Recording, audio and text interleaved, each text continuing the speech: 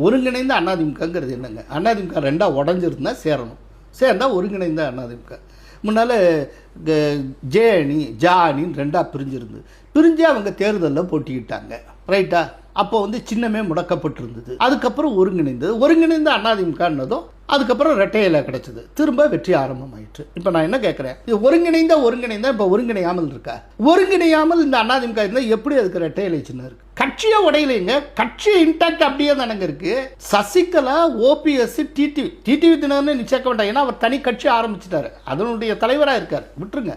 OPS, சசிகலாங்கிற இரண்டு தனிநபர்கள் வெளியேற்றப்பட்டு இருக்கிறார்கள். கட்சி வெளியேற்றி இருக்கிறது, பொதுக்குழு வெளியேற்றி இருக்கிறது, ரெண்டு தனிநபர் தானே. இல்லைன்னா ஒருங்கிணைந்தங்கிறதுக்கு என்ன இருக்கு? அதிமுக வெளியேற்றப்பட்டவங்களை சேர்க்கறதுக்குன்னா வேணா ரெண்டு பேரை உள்ள கொண்டு வந்தான்னு சொல்லலாம்.